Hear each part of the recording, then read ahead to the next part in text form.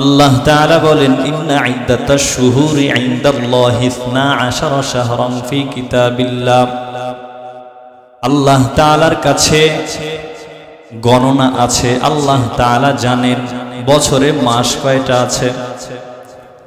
আল্লাহ তাআলা বলেন 12 শাহরান ফি কিতাবিল্লাহ, এক বছরে যে মাস 12টা আছে এই গণনা জানেন একজন, তিনি কে? আল্লাহ তাআলা বলেন এই 12 মাসের মধ্যে আরবাআতুম মিনহা হুরুম, এই 12টা মাসের মধ্যে 4টা মাস আছে যে মাসকে সম্মানিত ঘোষণা করেছেন একজন, তিনি কে? একটু জবান খুলে আওয়াজ দিয়ে বলেন তিনি কে? আল্লাহ তাআলা বলেন আরবাআতুম মিনহা হুরুম, এই 12টা মাসের মধ্যে 4টা মাস আছে যে মাসগুলি বড় সম্মানিত। এই 4টা মাসের মধ্যে রজব আছে না নাই? সবাই বলেন রজব আছে না নাই?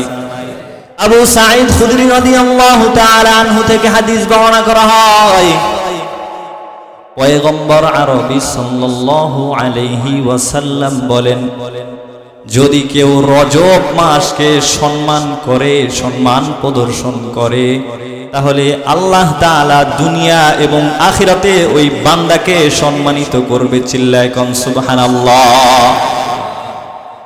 এরে নবীর উম্মতের দল, আল্লাহর গোলাম, এই মাসটা এত দামি একটা মাস, কিতাবের মধ্যে এসেছে যদি কেউ এই রজব মাসে আমল করে, এই রজব মাসটা যদি ইবাদতের মধ্যে কাটায়, তাহলে আল্লাহ তাআলা বাকি যে 11টা মাস আছে এই মাসগুলোর মধ্যে ইবাদতের তৌফিক দিবে। আর জোরে বলেন সুবহানাল্লাহ। তাহলে কি বুঝলেন এই মাসের দাম আছে না নাই?